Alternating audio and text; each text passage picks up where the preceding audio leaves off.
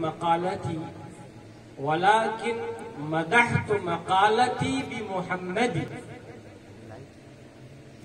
شاعر اسلام حضرت حسان ابن ثابت رضی اللہ عنہ نے حضور کریم صلی اللہ علیہ وسلم کی شان میں فرمایا کہ میں اپنی بات سے اللہ کے رسول کی مدح نہیں کرتا ہوں. ما ان مدحت محمدًا بمقالتی، میں اپنی بات سے اللہ کے نبی کی شان نہیں بیان کرتا ہوں، بلکہ ولیکن مدحت مقالتی بمحمدی، بلکہ میں اللہ کے رسول کے نام سے اپنی بات کو بڑھاتا ہوں، اپنی بات کی تعریف کرواتا ہوں. میں بھی جو بیٹھا ہوں تو اللہ کے نبی کی تعریف تو ہم سے ممکن ہی نہیں ہے. شاعر نے کہا بھی ہے لا يمكن الثناء كما كان حقه بعد از خدا بزرگ توئی قصہ مختصر، کہ اے نبی آپ کی شان بیان نہیں ہو سکتی ہے. خلاصہ کلام کی اللہ کے بعد اگر کسی کی تعریف ہے تو وہ آپ کی ذات ہے. کیوں نہ ہو، اللہ نے اپنے خزانے کی سب سے قیمتی چیز عطا فرمائی، تبھی تو کہا لقد من اللہ علی المؤمنین، اللہ نے احسان جتلایا. آپ تصور کریں، ایک حدیث پاک میں آتا ہے اللہ کے رسول صلی اللہ علیہ وآلہ وسلم پچھلی امتوں کی مثال بیان کرتے ہیں، خاص کر کے یہود و نصارہ کی، اور اپنی امت کی مثال بیان کرتے ہیں. دونوں کے ثواب اور اجر کا آپ حساب لگا کے بیان کرتے ہیں. آپ نے مثال دیا کہ جیسے کسی نے مزدور لیا کہ مزدور تو صبح سے دوپہر تک کام کر، تم کو ایک قیراط ملے گا. قیراط ایک کرنسی آپ کہہ سکتے ہیں، تو تقریباً جس کے 1 درہم کے 14 قیراط بنتے ہیں. تو کسی نے یہ کہا مزدور سے کہ تو صبح سے دوپہر تک کام کرو تو تم کو 1 قیراط ملے گا. پھر بعد میں کہا گیا کہ کون ہے جو دوپہر سے لے کر کے عصر تک کام کرے گا، اس کو بھی 1 قیراط ملے گا. تو کچھ لوگوں نے وہاں بھی کام کیا. اب آپ دیکھیں صبح سے لے کر کے ظہر تک کا جو وقت ہے، دوپہر تک کا جو وقت ہے بڑا طویل ہے، اور مزدوری صرف 1 قیراط. اس کے بعد جو مزدور آیا اس کو دوپہر سے لے کر کے عصر تک کرایا گیا، تھوڑا کم کام کیا اس نے، اس کو بھی 1 قیراط. پھر تیسری بار کہا گیا کہ کون ہے جو کام کرے گا عصر سے لے کر کے مغرب تک 2 قیراط پہ. اب آپ تصور کریں کہ عصر سے مغرب تک کا وقت کتنا کم ہوتا ہے، بہت قلیل ہوتا ہے، وقت بھی بہت کم اور مزدوری ڈبل. پہلے والے نے صبح سے لے کے دوپہر تک کام کیا 1 قیراط پہ، دوسرے والے نے دوپہر سے لے کر کے عصر تک کام کیا، اس کو بھی 1 قیراط، اور تیسرے والے نے ٹائم تو بہت کم دیا. آپ دونوں کا اندازہ لگایا تو کئی گنے کا فرق ہے. ٹائم بہت کم لگایا اس نے، فقط عصر سے مغرب تک کا کام کیا، اس کو 2 قیراط مل رہا ہے. اللہ کے رسول صلی اللہ علیہ وآلہ وسلم نے فرمایا جس نے صبح سے لے کے ظہر تک دوپہر تک کام کیا 1 قیراط پہ، وہ مثال یہودیوں کی ہے، اور جس نے دوپہر سے لے کر کے عصر تک کام کیا 1 قیراط پہ، وہ مثال نصارہ کی، عیسائیوں کی ہے، اور جس نے عصر سے لے کر کے مغرب تک کام کیا ڈبل مزدوری پہ 2 قیراط پہ، بہت کم کام بھی کیا اور مزدوری زیادہ ملی، وہ مثال میری امت کی ہے. یہ ثواب بتانا مقصود ہے کہ پچھلی امتیں عمل تو بہت زیادہ کرتی تھیں، لیکن ان کو جتنا ثواب ملنا چاہیے اتنا نہیں مل رہا ہے، لیکن امت محمدیہ کا ثواب کئی گنا بڑھ گیا۔ آپ تصور کریں، آپ ذرا سوچیں کہ فقط عصر سے لے کے مغرب تک کتنا کم وقت کام ہوا، مزدوری ڈبل، تو اب دونوں میں آپ کمپیریزن کریں گے تو کئی گنے کا فرق ہو جائے گا۔ تو یہ اجر کے اعتبار سے امت محمدیہ کا مقام بہت بڑا ہوا ہے کہ یہ امت محمدیہ کی عمر کم، وقت کم، لیکن جو اسے ثواب مل رہا ہے وہ بہت زیادہ مل رہا ہے۔ تو ہمیں خوشی ہے اور اللہ کا بے حد فضل و کرم ہے کہ اللہ نے ہمیں اپنے محبوب رسول کی امت میں پیدا فرمایا، جس نبی کے بارے میں پچھلی کتابوں میں بھی کہا گیا اور تمام پیغمبروں سے یہ عہد لیا گیا گا کہ اگر تمہارے دور میں وہ نبی آ جائیں گے تو تم کو ان کا ساتھ دینا ہے۔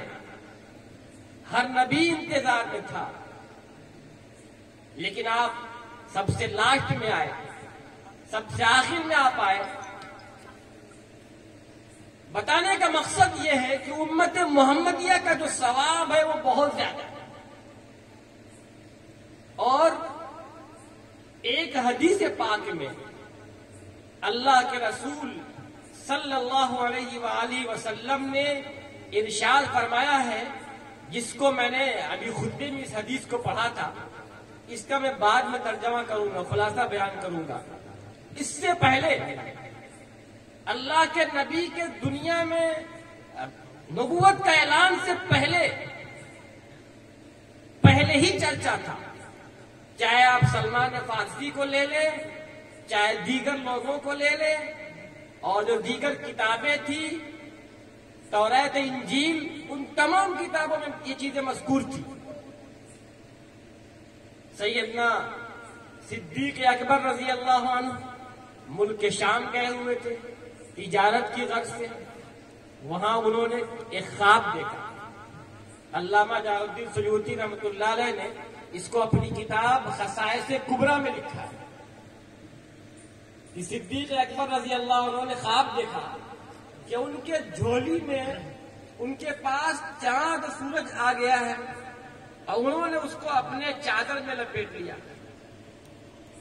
اب اس خواب کو دیکھ کے وہ بہت متحیر ہوئے،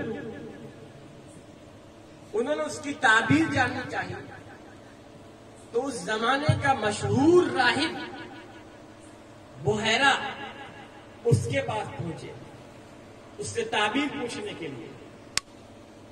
تو اس نے پوچھا کہ آپ کا نام کیا ہے، آپ کس خاندان کے ہیں۔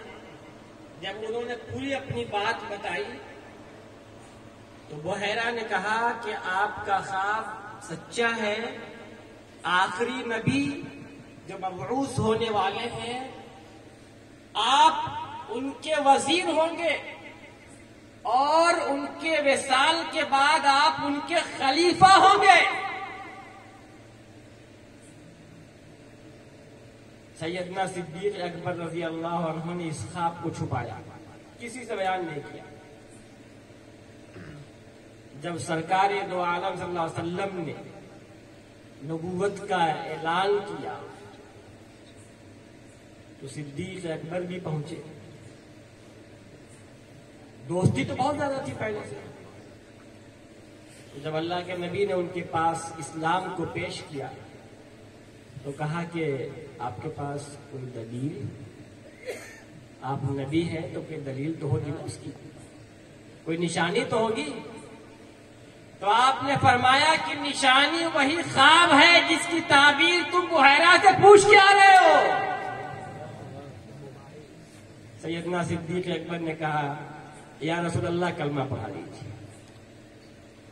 کلمہ پڑھ کے اسلام قبول کر لیا۔ سلمان فارسی کو دیکھ لیجیے، کتنا انہوں نے مشقت برداشت کیا ہے اسلام کو پانے کے لیے۔ رہنے والے تھے فارس کے، ان کا باپ آتش پرست تھا، آگ کا پجاری تھا، اس کے گھر پہ آگ مسلسل جلتی تھی. اس کی ذمہ داری تھی کہ آگ کبھی بجھے نہ. ان کا باپ سلمان فارسی کو لڑکیوں کی طرح رکھتا تھا, اپنے گھر سے باہر نکلنے نہیں دیتا تھا. ایک دن وہ کسی کام میں مشغول ہو گیا اور اس نے اپنے بیٹے سلمان سے کہا کہ جاؤ ذرا کھیت وغیرہ پہ کچھ کام ہے وہ دیکھ کر کے آ جاؤ. سلمان فارسی گئے. میں تھوڑا مختصر بیان کر رہا ہوں. تو راستے میں ایک گرجا گھر دکھا ان کو, وہاں کچھ لوگ نماز پڑھ رہے تھے. ان کو بڑا اچھا لگا, وہ چلے گئے اور جا کے ان سے بات کیا اور پوچھا کہ یہ کیا ہے. بتایا کہ عیسائیت ہے, یہ عیسائی مذہب ہے. تو کہا کہ اس کی اصل کہاں ہے, اس کے بڑے عالم کہاں ہیں؟ تو بتایا گیا کہ ملک شام میں ہے. تو انہوں نے کہا کہ جب ملک شام کوئی قافلہ جانے والا ہو تو مجھے خبر کرنا, میں ملک شام جاؤں گا. یہ کہا کہ اپنے گھر چلے آئے. ادھر ان کا باپ ان کو تلاش کر رہا تھا, ان کو کھوج رہا تھا. خیر جب گھر پہنچے تو پوچھا کہ بیٹے کہاں تھے؟ تو بتایا ایسی ایسی بات تھی, مجھے بڑا اچھا لگا ان کا مذہب, جو نماز پڑھ رہے تھے عیسائی لوگ تھے. تو باپ تو بڑا غصہ ہوا کیونکہ وہ آتش پرست تھا, آگ کی پوجا کرتا تھا. باپ بڑا غصہ ہوا. اس نے کہا خبردار بیٹا, اس مذہب میں کوئی خیر نہیں ہے. جو ہمارا مذہب ہے آتش پرست, یہی اسی میں خیر ہے. لیکن جو بات حق ہوتی ہے وہ دل کے اندر جم جاتی ہے. باپ نے دیکھا کہ بیٹا ہمارا ماننے والا نہیں ہے تو سلمان فارسی کو قید کر دیا, ان کے پیروں میں بیڑیاں ڈال دیا. چند دن کے بعد ایک قافلہ شام کو جا رہا تھا, ملک شام کو, جس کا آج نام سیریا ہے. تو انہوں نے, وہ لوگ ان کے پاس کہلوائے سلمان فارسی کے پاس. تو سلمان فارسی اپنی بیڑی توڑوا کر کے چپے سے بھاگ نکلے اور اس قافلے کے ساتھ ملک شام پہنچ گئے. وہاں لوگوں سے پوچھا کہ یہاں کوئی بڑا عالم ہے. تو ان لوگوں نے ایک پادری کے بارے میں بتایا کہ اس گرجا گھر کا جو پادری ہے یہ سب سے بڑا عالم ہے. سلمان فارسی وہاں چلے گئے, اس کے پاس گئے, کہا کہ میں عیسائیت مذہب سیکھنا چاہتا ہوں, میں چاہتا ہوں کہ آپ کے پاس رہوں, آپ کی خدمت کروں گا اور آپ ہمیں دین سکھائیں گے. اس نے کہا بہت اچھا. لیکن چند دن رہنے کے بعد انہیں احساس ہوا کہ وہ آدمی بڑا خراب ہے. وہ لوگوں کو زکات و صدقات کا حکم دیتا ہے, صدقات وصول کرتا ہے اور غریبوں میں بانٹتا نہیں ہے. چند دن کے بعد اس کی موت بھی ہو گئی. تو لوگوں کو بڑا افسوس ہوا. تو سلمان فارسی نے کہا کہ دیکھو یہ جو مرا ہے یہ عالم, یہ بڑا لالچی قسم کا عالم تھا. لوگوں نے کہا آپ کے پاس کوئی دلیل؟ کہا دیکھو اس کے پاس 7 مٹکا ہے, 7 گھڑے ہیں جس میں اس نے چاندی اور سونا جمع کر کے رکھا ہے. اور لے جا کے پھر دکھایا انہوں نے. تو اتنا غصہ ہوئے وہ لوگ کہ اس کو دفن بھی نہیں کیا, اس کو سولی دے دیا اور بہت اس کے ساتھ جو ہے گستاخی کیا, اس کو مارا پیٹا, رسوا و ذلیل کیا اس کو. اس کے بعد پھر اس گرجا گھر میں وہ لوگ ایک دوسرے عالم کو لے کے آئے, دوسرے عیسائیوں کے عالم کو, پادری کو لے کے آئے. وہ عالم بڑا اچھا تھا, عیسائیوں کا بڑا نیک اور زاہد متقی تھا.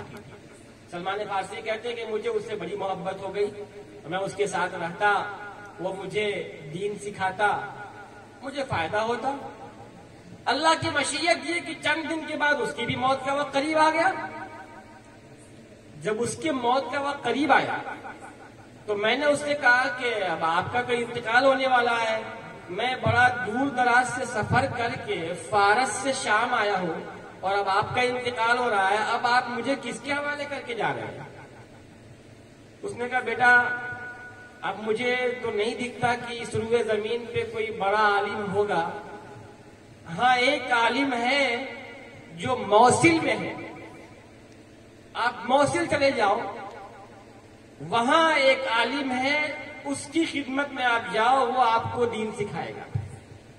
سلمان فارسی اس کے انتقال کے بعد موصل کا سفر کیا اور چلے گئے، اور وہاں جانے کے بعد اس عالم سے ملاقات ہوئی۔ اس نے بھی کہا کہ میں ایسے ایسے سفر کر کے وہاں آیا تھا، پھر اب آپ کے پاس آیا ہوں، میرے استاد نے مجھے وصیت کیا تھا کہ آپ کے پاس جاؤں گا، لہذا آپ مجھے دین سکھائیں، میں چاہتا ہوں کہ اللہ راضی ہو جائے۔ میں نے کہا بہت اچھا، آپ رہو میرے پاس۔ وہ اس کے پاس رہنے لگے۔ چند دنوں کے بعد اللہ کی مرضی اس کی بھی موت کا وقت قریب آ گیا۔ جب اس کا انتقال ہونے لگا تو سلمان فارسی نے اس سے کہا کہ دیکھیے میں پہلے وہاں تھا، پھر وہاں گیا، اب آپ کا بھی وصال ہو رہا ہے، اب آپ مجھے کس کے حوالے کر رہے ہیں؟ میں کس کے پاس جاؤں دین سیکھنے کے لیے؟ تو اس نے کہا کہ دیکھو مجھے تو اب کوئی بڑا عالم نظر نہیں آتا ہے جو صحیح عالم ہو، ہاں ایک جگہ ہے نصیبین، تم وہاں چلے جاؤ، وہاں ایک بڑے عالم تجھے مل جائیں گے، تم ان کی خدمت میں جا کر کے دین سیکھو۔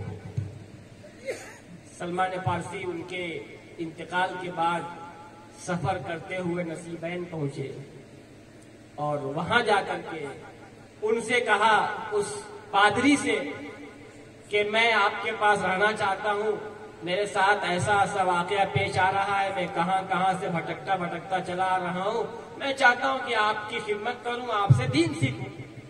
تو اس نے کہا بہت اچھا، آپ رہیے میرے ساتھ۔ لہذا سلمان فارسی وہاں رہنے لگے۔ اب کچھ دن رہے، ایک عرصے کے بعد اس کی بھی موت کا وقت قریب آ گیا۔ پھر انہوں نے اس سے کہا کہ حضرت میں فلاں کے پاس تھا، اس نے فلاں کے پاس بھیجا، پھر فلاں کے پاس، ایسے ایسے میں چل رہا ہوں، اب آپ کی بھی موت کا وقت قریب آ گیا، اب میں کہاں جاؤں؟ تو اس نے کہا کہ بیٹا مجھے تو نظر نہیں آتا ہے کہ جو صحیح عیسائیت ہے اس کے دین پہ کوئی اب نظر آتا ہو، سوائے ایک آدمی کے جو اموریہ میں ہے۔ آپ اموریہ چلے جاؤ، اموریہ روم میں پڑتا تھا، روم میں آپ پہنچ جاؤ اموریہ، وہاں ایک عالم ہے عیسائیوں کا، اس کے پاس جاؤ اور ان کی خدمت میں جا کے آپ دین سیکھو۔ سلمان فارسی سفر کر کے اموریہ پہنچتے ہیں۔ تصور کریں آج کی طرح ٹرین اور فلائٹ کا سفر تو تھا نہیں، کتنی مشقت سے جاتے ہوں گے، کتنا وقت لگتا ہوگا۔ بہرحال سلمان فارسی اموریہ پہنچتے ہیں اور اس پادری سے جا کے کہتے ہیں کہ حضرت میں فارس کا رہنے والا ہوں، میں وہاں سے ملک شام آیا، پھر وہاں اس کی موت ہوئی تھی، دوسرا عالم آیا، پھر وہاں سے میں موصل گیا، موصل سے پھر میں نصیبین گیا، اور نصیبین سے پھر میں اموریہ آ رہا ہوں۔ اس طرح لوگوں کا انتقال کیا، اب میں چاہتا ہوں کہ میں آپ کی خدمت کروں۔ اس نے کہا ٹھیک ہے، بہت اچھا، رہیے آپ۔ تو اموریہ والے راہب کے پاس چند دن رہے، اللہ کی مشیت تھی، اس کی بھی موت کا وقت قریب آ گیا۔ جب اس کی موت کا وقت قریب آیا تو اس سے بتایا کہ ایسے ایسے ہوتا رہا، اب میں کس کے پاس جاؤں؟ تو اس نے کہا اموریہ والے راہب نے، پادری نے، کہ دیکھو بیٹا اب مجھے روئے زمین پہ کوئی بھی ایسا عالم نظر نہیں آتا ہے جو صحیح عیسائیت پہ عمل کرنے والا ہو۔ اب مجھے پوری روئے زمین پہ کہیں کوئی ایسا عالم نظر نہیں آ رہا ہے جو صحیح عیسائیت پہ چلنے والا ہو، لیکن جو ہم نے اپنی کتابوں میں پڑھا ہے کہ آخری نبی آنے والے ہیں، اب اس آخری نبی کے بعثت کا زمانہ قریب آ رہا ہے، اور وہ جزیرۃ العرب میں آئیں گے، وہ سرزمین عرب میں مبعوث ہوں گے، اور وہاں سے کھجوروں کے علاقے میں یعنی مدینے کی طرف ہجرت کر کے جائیں گے۔ اگر تم ان تک پہنچ سکو تو پہنچ جانا۔ سلمان فارسی کہتے ہیں کہ وہاں رہتے ہوئے اموریہ میں تھوڑا کماتا بھی تھا، اور کما کر کے میرے پاس بہت ساری گائیں اور بہت سی بکریاں ہو گئی تھی۔ اب میں انتظار میں تھا کہ کوئی قافلہ اگر مدینے جائے تو میں اس کے ساتھ مدینے پہنچ جاؤں تاکہ آخری نبی کے پاس جا کر کے میں اسلام قبول کر لوں، دین حق سیکھوں۔ ایک قافلہ بنو کلب کا نکلا تو آپ نے ان سے فرمائش کی کہ میں مدینے جانا چاہتا ہوں، آپ لوگ ہم کو اپنے ساتھ لے کے چلیں، اس کے بدلے میں میرے پاس یہ بہت ساری گائیں اور بکریاں ہیں، یہ سب آپ کو ہم دے دیں گے، آپ ہمیں صرف مدینے لے کے چلیں۔ سلمان فارسی کو وہ لوگ لے کے چلے اور ان لوگوں نے ساری بکریاں لے لی، ساری گائے لے لی، اور راستے میں پھر انہوں نے ان کو دھوکہ دیا، غداری کیا انہوں نے سلمان فارسی کے ساتھ، اور راستے میں انہوں نے سلمان فارسی کو غلام بنا کے بیچ دیا۔ اس زمانے میں غلامی کا دور تھا، جگہ جگہ غلام ہوتے تھے، غلام بنا کے بیچ دیا۔ سلمان فارسی کہتے ہیں کہ مجھے کئی بار خریدا اور بیچا گیا۔ جو بندہ غلام نہیں تھا وہ تو اعلیٰ خاندان کے تھے، کہہ رہے کہ حق کی تلاش میں مجھے 10 بار، کم سے کم 10 بار خریدا اور بیچا گیا سلمان فارسی کو۔ تو ان کو ایک یہودی نے خرید لیا، وادی قرا نامی علاقے میں۔ وہاں پہ کچھ دنوں کے بعد اس کا ایک چچا زاد بھائی مدینے سے، جو بنو قریظہ کا رہنے والا تھا، جو یہودیوں کا ایک خاندان ہے، وہ آتا ہے اور کہتا ہے کہ مجھے اس غلام کو بیچ لو۔ لہذا وہ یہودی سلمان فارسی کو خرید کر کے لے کے مدینے پہنچ جاتا ہے۔ جب سلمان فارسی کھجوروں کے جھرمٹ کو دیکھتے ہیں اور معلوم ہوتا ہے کہ یہی مدینہ ہے تو خوشی سے جھوم جاتے ہیں کہ جس چیز کی تلاش تھی وہاں تو میں آ گیا، جس مدینے کی تلاش تھی وہاں تو میں آ گیا۔ اب سلمان فارسی کہتے ہیں کہ ایک روز میں اپنے آقا کے کھجور کے درخت پہ چڑھ کر کے کچھ کام کر رہا تھا، اسی بیچ اس کا ایک چچا زاد بھائی آیا یا کوئی اس کا دوست آیا اور اس نے آ کر کے کہا کہ اللہ غارت کرے بنو قیلا کو، مراد قبیلہ اوس و خزرج یعنی انصار تھے، کہا دیکھو انہیں، ایک شخص جو مکے سے آیا ہوا ہے، قبا نامی جگہ پہ ٹھہرا ہوا ہے مدینے سے تھوڑا پہلے، اور جو گمان کرتا ہے، جو دعویٰ کرتا ہے کہ میں نبی ہوں، اور یہ لوگ اوس و خزرج والے انصار ٹوٹے پڑے ہوئے ہیں، اس کے ارد گرد جمع ہوئے ہیں۔ سلمان فارسی کہتے ہیں کہ جیسے ہی یہ جملہ میری کان میں پڑا مجھے کپ کپی تاری ہو گئی، ایسا لگا کہ میں پیر سے اپنے آقا کے اوپر نیچے میں گر جاؤں گا۔ لہذا میں نے اپنے آپ پہ کنٹرول کیا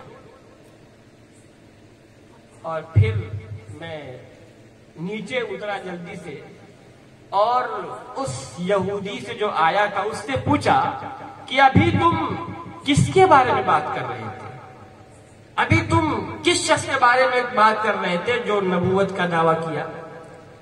تو قبل اس کے کہ وہ کچھ جواب دیتا، ان کا آقا انہیں ایک جھاپڑ مارا، کہا جاؤ اپنا کام کرو، تمہیں اس سے کیا مطلب؟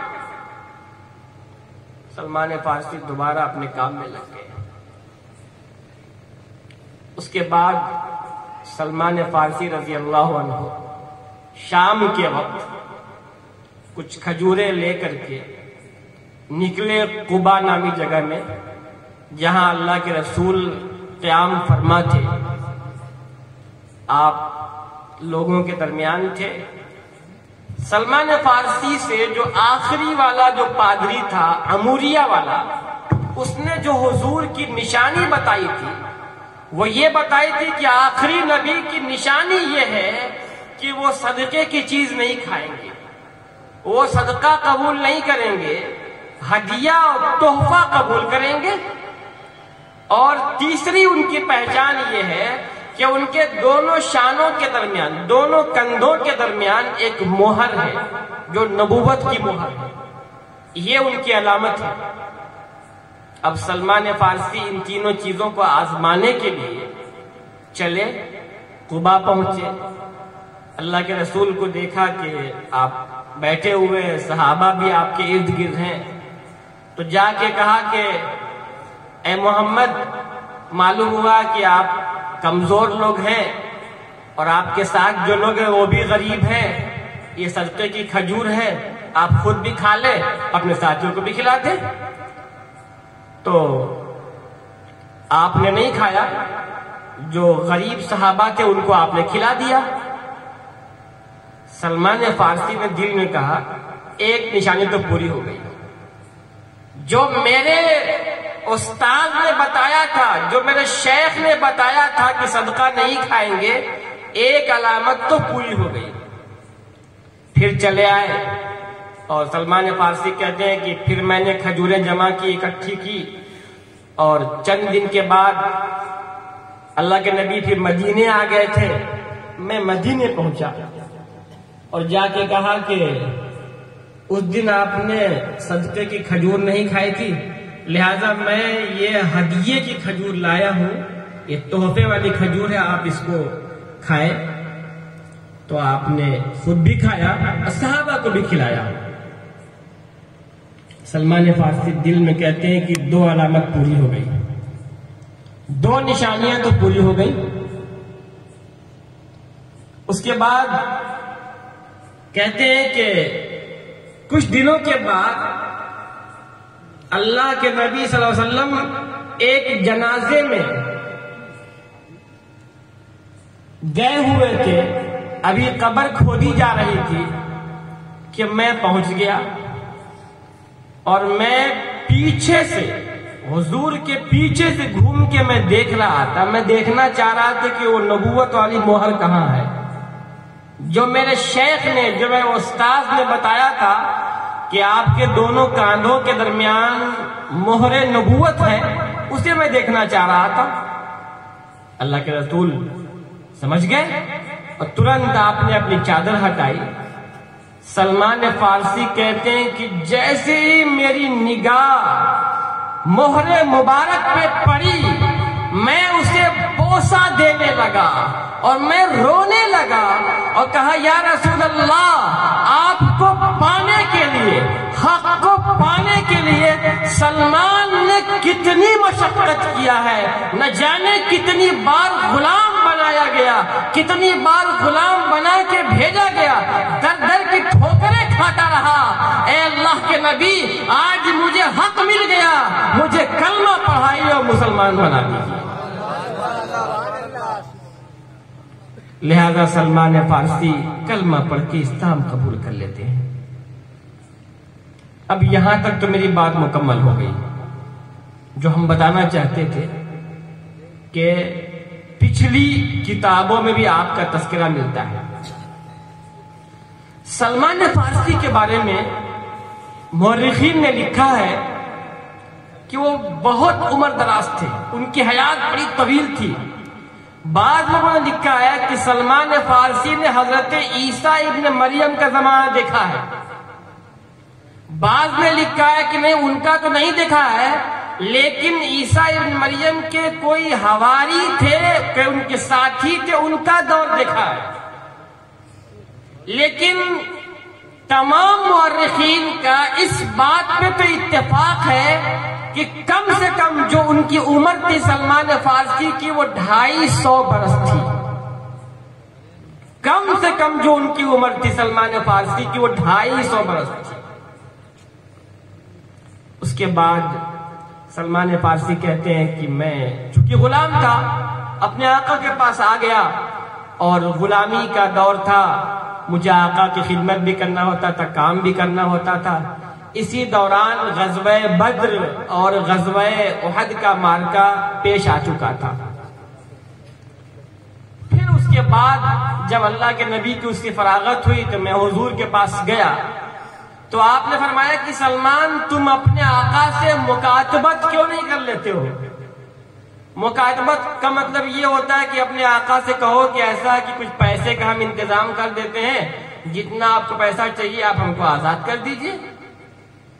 انہوں نے کہا ٹھیک ہے یا رسول اللہ میں بات کرتا ہوں آقا سے۔ تو اپنے آقا سے کہا کہ ایسا کرو کہ مجھے آزاد کر دو کہ پیسہ وغیرہ لے لو۔ اس نے کہا کہ ٹھیک ہے۔ کہا کہ کتنا پیسہ لوگے؟ تو کہا کہ 40 اوقیہ سونا چاہیے۔ جانتے ہیں 40 اوقیہ سونا تقریباً 4.25 کلو کے آس پاس۔ تصور کریں آج کے زمانے میں قیمت کتنی ہوگی۔ 4800 گرام سے زیادہ تقریباً اس کا وزن ہوتا ہے۔ آج کے گرام میں آپ لے کے آئے تو 4 کلو 800 گرام سے زیادہ۔ تو اس نے کہا کہ اتنا ہم کو سونا چاہیے اور 300 کھجور کے تم پیڑ لگاؤ۔ سلمان فارسی حضور کے پاس آئے اور دل میں یہ خیال تھا کہ اتنا انتظام کہاں سے ہو پائے گا، تم جا کر کے اپنے آقا سے معاہدہ کر لو، اس سے سودا پکا کر لو، ممکن ہے بعد میں دھوکہ دے دے، پلٹ جائے اپنی باتوں سے۔ سلمان فارسی گئے، کہا ٹھیک 40 اوقیہ سونا دیں گے اور 300 پیڑ لگا دیں گے۔ اس نے کہا نہیں، 300 پیڑ لگاؤ، ساتھ میں یہ پھلدار ہو جائے، جب یہ پھل دینے لگے گا تب تم کو آزادی ملے گی۔ سلمان فارسی پھر حضور کے پاس آئے۔ اللہ کے رسول نے فرمایا سلمان سودا پکا کر لو، اپنے آقا سے معاہدہ طے کر لو، بعد میں پلٹے نہ، بات تم طے کر لو کہ ٹھیک ہے ہم کھجور کا پیڑ بھی لگائیں گے، جب پھلدار ہو جائے گا، پھل نکل آئے گا تب تم ہم کو آزاد کرنا۔ تو جب اللہ کے نبی نے کہہ دیا تو سلمان فارسی بہت خوش، چلے گئے۔ اس یہودی کو تو یقین تھا ہی نہیں کہ اتنا آسانی سے یہ کام ہو جائے گا۔ اس نے کہا ٹھیک ہے۔ اب حضور نے صحابہ کرام سے کہا کہ بھائی تم لوگ سلمان کا تعاون کرو، کھجور کے پودے لے کے آؤ۔ تو کوئی 20 پودے، کوئی 30 پودے، کوئی 40 پودے، اس طرح کر کے صحابہ لے کے آتے رہے۔ جب پودے جمع ہو گئے تو آپ نے سلمان فارسی سے کہا کہ اپنے آقا سے پوچھ لو کہاں پہ لگانا ہے، گڈھا وڈھا کھدواؤ وہاں پہ۔ تو پھر آقا نے بتایا ان کے گڈھا وڈھا کھدوایا گیا۔ حضور گئے اور اپنے ہاتھ سے ایک ایک درخت کو لگاتے رہے۔ دیکھیے کتنی محبت ہے اپنے امتی سے، ایک ایک درخت کو اپنے ہاتھ سے لگاتے رہے اور سارا پیڑ لگ گیا۔ سیرت ابن ہشام کی روایت ہے اور بہت ساری تاریخوں میں بھی لکھا ہوا ہے الگ الگ۔ اصح قول کے مطابق ابھی تقریباً 6 مہینے سے کچھ زائد عرصہ ہوا تھا، سال بھر بھی نہیں ہوا تھا درخت کو لگائے ہوئے کہ وہ درخت کھجور کا پھل آور ہو گیا، اس میں کھجور پھلنے لگی۔ اور پھر سلمان فارسی کی یہ شرط تو پوری ہو گئی، لیکن معاملہ پھنسا سونے والا۔ 40 اوقیہ سونا کہاں سے لا کے دیا جائے؟ ایک دن ایک صاحب نے اللہ کے نبی کو انڈے کے برابر، بس ایک انڈے کے بقدر ایک سونا لا کے دیا۔ اللہ کے نبی نے سلمان فارسی کو دیا کہ جاؤ اپنے آقا کو دے دو اور اس سے وزن کرا لو، 40 اوقیہ ہو جائے گا تو تم اس کو دے دینا۔ تو کہا کہ یا رسول اللہ یہ تو بہت کم ہے، اتنے میں کیا ہوگا، یہ تو انڈے کے برابر ہے، 40 اوقیہ کہاں یہ ہوگا؟ تو آپ نے فرمایا کہ سلمان تم جاؤ لے کر کے، تو تم لے کے جاؤ تو پہلے وہاں پہ۔ سلمان فارسی کہتے ہیں کہ جب میں لے کر کے گیا اس کو وزن کیا تو بالکل 40 اوقیہ سے ذرہ برابر، نہ کم نہ زیادہ، بالکل انڈے کے برابر سونا اور 40 اوقیہ سونا مکمل ہو گیا، جس کی بنا پہ سلمان فارسی کو آزادی مل گئی۔ یہ اللہ کے نبی کا معجزہ تھا۔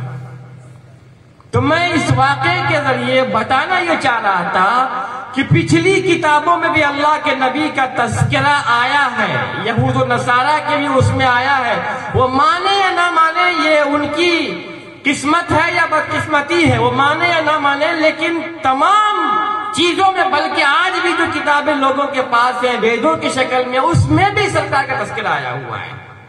اور نہ صرف یہ کہ اللہ کے نبی کا تذکرہ آیا، بلکہ آپ کے خلفاء کا بھی آیا ہے۔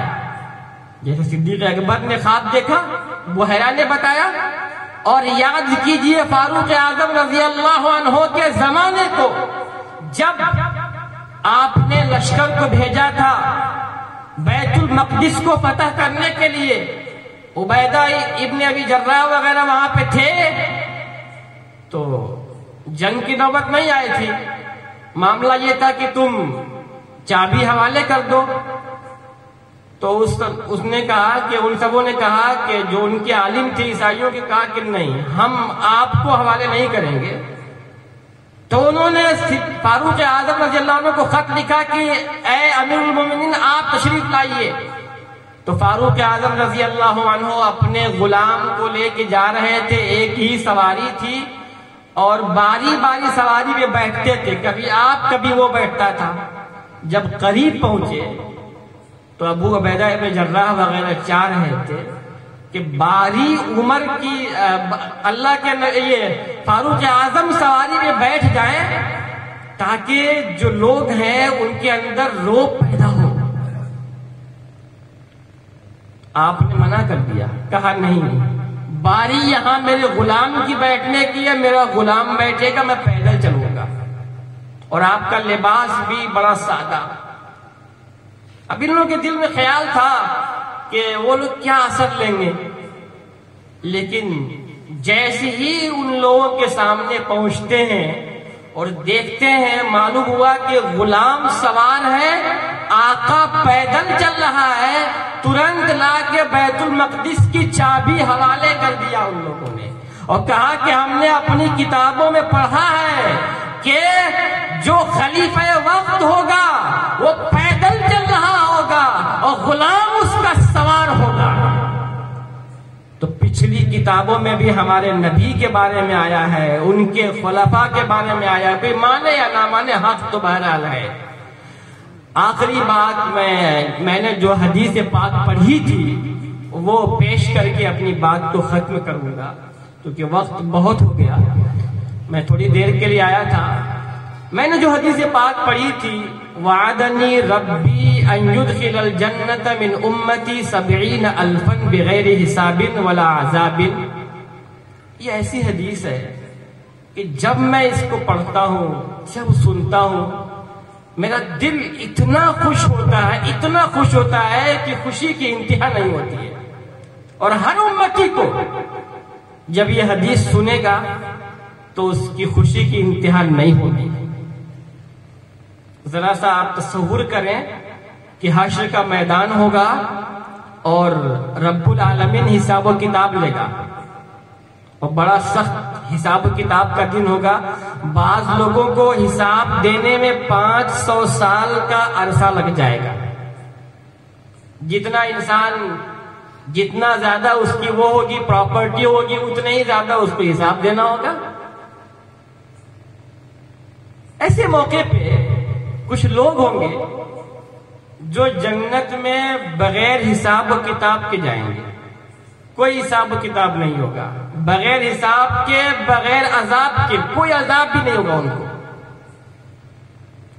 اللہ کے نبی نے فرمایا صلی اللہ علیہ وآلہ وسلم، وعدنی ربی ان یدخل الجنت من امتی 70,000، کہ میرے رب نے میرے پروردگار عالم نے مجھ سے وعدہ فرمایا ہے کہ وہ داخل کرے گا جنت میں میری امت کے 70,000 لوگوں کو جنت میں بغیر حساب و کتاب کے، بغیر عذاب کے۔ اب آپ سوچتے ہوں کہ 70,000 سے بیشی تو صحابہ تھے، صحابہ ہی 1 لاکھ سے زائد تھے، تو ہم لوگ کہاں اس میں آ سکتے ہیں؟ آگے سنی سرکار نے کیا فرمایا؟ آگے آپ نے فرمایا، اب آگے آپ نے فرمایا وَمَعَ كُلِّ أَلْفٍ 70,000 ان 70,000 میں سے ہر 1000 کے ساتھ، ان 70,000 میں سے ہر 1000 کے ساتھ 70,000 اور لوگ جنت میں بغیر حساب کے، بغیر عذاب کے جائیں گے۔ اب آپ کاؤنٹ کر لیجیے کتنا ہو گیا۔ شاید آپ کو ابھی بھی کم لگ رہا ہوگا، ابھی بھی کم لگ رہا ہوگا کہ ابھی تو ہم لوگ ہندوستان میں جو ہے 30-35 کروڑ کے آس پاس ہیں، پاکستان میں 22-23 کروڑ ہے، بنگلہ دیش میں 20 کروڑ کے آس پاس ہے، پوری دنیا میں تو بڑی تعداد میں ہے۔ اور حضور کے زمانے سے اب تک کتنے لوگ جا چکے تو ہم لوگ کہاں آ پائیں گے؟ پریشان نہیں ہوگی۔ آخر والے جو آپ کی حدیث ہے وہ بڑی امید افزا حدیث ہے۔ آپ نے فرمایا وَثَلَاثَ حَسَيَاتٍ مِّنْ حَسَيَاتِ رَبِّ عَزَّ وَجَلَّ، اللہ رب العزت جنت میں بغیر حساب کے، بغیر عذاب کے میرے امت کے لوگوں کو ڈالے گا اپنی مٹھی سے۔ اللہ رب العزت اپنی مٹھی سے، دیکھیے اللہ کے مٹھی اٹھی نہیں ہے، اللہ کے ہماری طرح جسم نہیں ہے، یہ ایک مثال دی گئی ہے۔ وہ کیا ہوگا، کیسا ہوگا، وہ خالق کائنات جانتا ہے۔ اللہ کے نبی نے فرمایا کہ رب نے وعدہ کیا ہے کہ اپنی مٹھی سے 3 مٹھی میری امت کے لوگوں کو خالق کائنات جنت میں بغیر حساب و کتاب کے، بغیر عذاب کے جگہ عطا فرمائے گا۔ اب آپ تصور کیجئے کہ اللہ رب العالمین تو ایسا ہے کہ اس کی ایک مٹھی میں پوری کائنات سما سکتی ہے، ہماری آپ کی کیا حیثیت؟ ہم لوگ کتنے ہیں؟ ارے کتنے اربوں خربوں ہوں گے، کتنے ہیں؟ اللہ تو وہ ذات ہے جس کی مٹھی میں ساری کائنات سما سکتی ہے۔ اور رب یہ فرما رہا ہے، اللہ کے نبی یہ فرما رہے ہیں کہ اللہ نے وعدہ فرمایا ہے کہ اے نبی، اپنی مٹھی سے میں 3 مٹھی آپ کے امت کے لوگوں کو جنت میں بغیر حساب کے، بغیر عذاب کے جگہ عطا فرماؤں گا۔ اب ہم سب امید کرتے ہیں، اللہ سے دعا بھی کرتے ہیں کہ اللہ ہم سب کو جنت میں بغیر عذاب کے، بغیر حساب کے جگہ عطا فرمائے، کیونکہ سرکار کا یہ ارشاد ہے کہ جس سے حشر کے میدان میں جس سے حساب و کتاب لیا گیا، جس سے یہ پوچھا گیا کہ تم نے یہ کام کیوں کیا، اگر یہ لفظ کیوں آ گیا، تو نے یہ کام کیوں نہیں کیا، اگر یہ پوچھ لیا گیا تو اللہ اس کو عذاب دے گا۔ اس لیے کہ حساب و کتاب کا جو مرحلہ بڑا خطرناک ہوگا، اس لیے ہم اللہ سے امید کرتے ہیں کہ اللہ ہمیں اپنے محبوب کے وسیلے سے، اپنے محبوب کے صدقے طفیل ہمیں بھی اللہ جنت میں بغیر حساب کتاب کے جگہ عطا فرمائے۔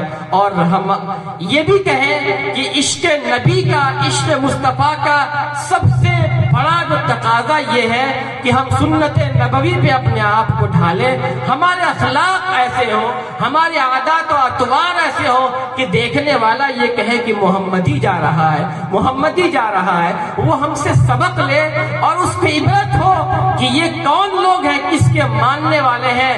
جب مائیکل ہارٹ نے مجبور ہو کر کے لکھا کہ دنیا کے 100 عظیم ترین شخصیتوں میں جنہوں نے لوگوں کو متاثر کیا، نمبر 1 نام اگر کسی کا دیا ہے تو وہ ہمارے آقا کا نام دیا ہے۔